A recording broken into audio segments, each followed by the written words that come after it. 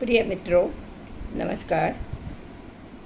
आज हम चर्चा कर रहे हैं यम की पुत्री सुनीता के विषय में कि किस प्रकार माता पिता की अनदेखी से संतान उद्दंड बनकर स्वयं को, समाज को, राज्य को एवं स्वयं अपने भविष्य तक को दुष्प्रभावित कर देती है।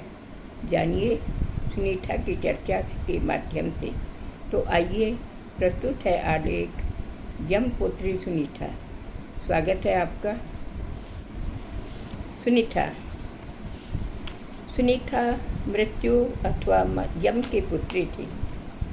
यहाँ मृत्यु शब्द भले ही हमें आश्चर्य में डाल दे, परंतु सोचिए, आखिर कोई तो मृत्यु का अधिपति होगा ही। मृत्यु का पर्याय यम है और यम का अर्थ है नियंत्रण।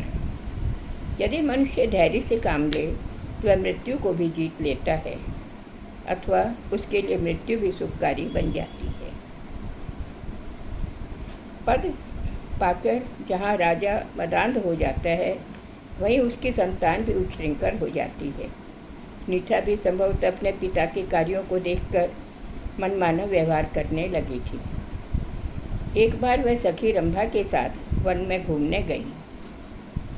वहाँ तापस वेश में गंधर्व कुमार सशंख तप कर रहे थे। सुनीता गीत गुनगुनाती हुई उसकी ओर चली गई। गीत की ध्वनि सुनकर भी जब वह वापस तप से विरत नहीं हुआ, तो सुनीता ने वृक्ष की टहनी उसकी ओर फेंकी और वृक्ष की ओट में छिप गई। वहाँ किसी को न देखकर वह पुनः तप में लीन हो गया। अब तो तापस को सताना सुनीता का खेल हो गया। एक बार उसने सुनीता को समझाने का प्रयास किया, फिर भी अगले ही दिन सुनीता ने उस तापस को कोड़ों से पीटना आरंभ कर दिया।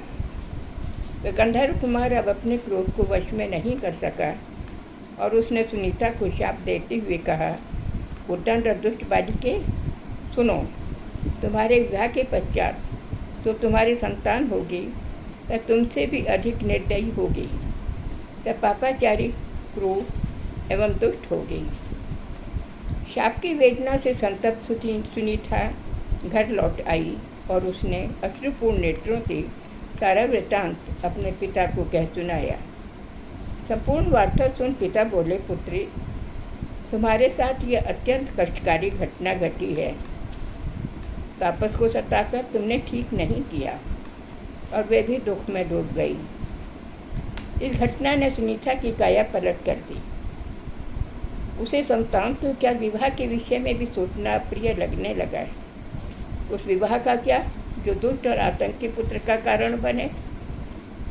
एक बार सुनीता गंगा के तट पर टहल रही थी। कुछ ही दूरी पर उसे एक रूपवान पुरुष को तप करते हुए देखा। वह उसके रूप पर मोहित सी हो गई। उसने अपनी सखी रंभा से उसका परिचय पूछा। रंभा बोली, सखी, यह अत्रि ऋषि का वंशज आग्नेयी का पुत्र अंग है। इसने मधुसूदन भगवान को प्रसन्न कर तेजस्वी एवं पराक्रमी पुत्र का वरदान प्राप्त किया है।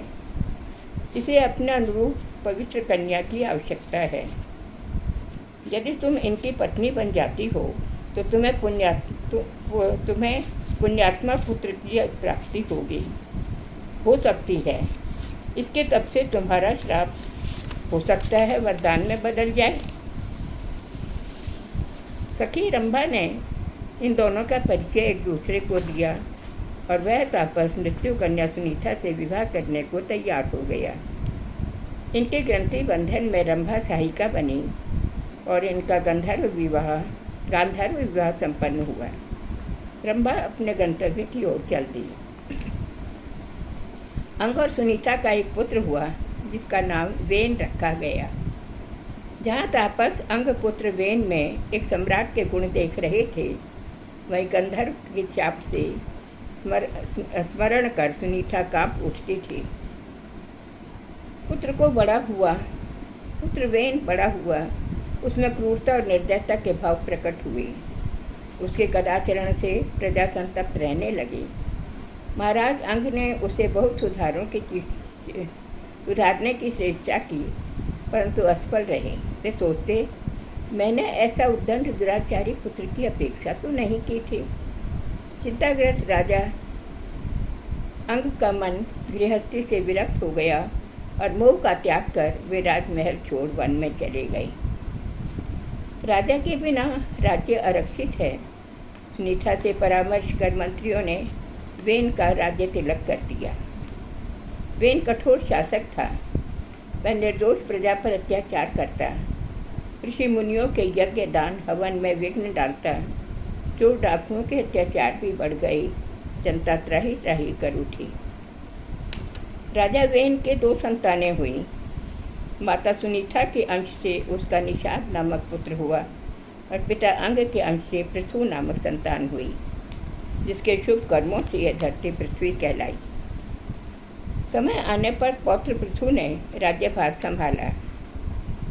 पौत्र वधु अर्ची भी पौत्र के गुणानुरूप शोभा संपन्न थी। अब राजा पृथु के सामने भयंकर आपदाएं मुख खोले खड़ी थी। पृथ्वी अन्नविहीन हो गई थी। प्रजा पेट की ज्वाला से जल उठी थी। राजा पृथु ने देखा कि पृथ्वी ने स्वयं ही औषध आदि को अपने भीतर छिपा दिया है। पृथ्वी को उर्वरा बनाने के लिए पृथु ने इसे समतल बनाया, ताकि वर्षा काल बीत जाने पर भी पृथ्वी की आर्द्रता सूखने न पाई। अनंतर राजा पृथु ने अपने हाथ से पृथ्वी को उर्वर बना धान्यों का वपन किया। माँ वसुंधरा ने भी राजा पृथु की अभीष्ट वस्तुएं उन्हें प्रदान की। ऋषिजनों ने मनुष्य के कल्याण के लिए कृषि और अग्निहोत्र आदि जिन उपायों का प्रयोग हेतु पूर्व में ही उन्हें सचेत कर दिया था, उन उपायों द्वारा यह पृथ्वी से श्यामला हुई। सुनीता पुत्र वेन ने ऋषिजनों की जिस पवित्र वाणी को अवरुद्ध कर दिया था, पृथु के राज्य में उन्होंने वाणी मानस्रोत्र द्वारा वेद रूपी दुग्ध को प्राप्त किया।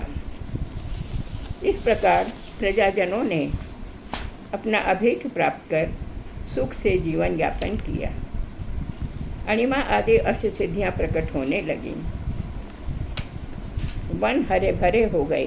चींटी से लेकर हाथी तक सभी तृप्त हो गए। इससे पूर्व पृथ्वी पर पूर्व आदि का विभाग नहीं था। लोग सुविधापूर्वक इधर उधर बस जाते थे। अब सब व्यवस्थित जीवन जीने लगे। प्रजा पालन को धर्म मान राजा पृथु संभाव में लीन रहने लगे। उनका तो ध्येय ही प्रजा का शासन, उनकी रक्षा और उनकी आजीविका का प्रबंध करना हो गया।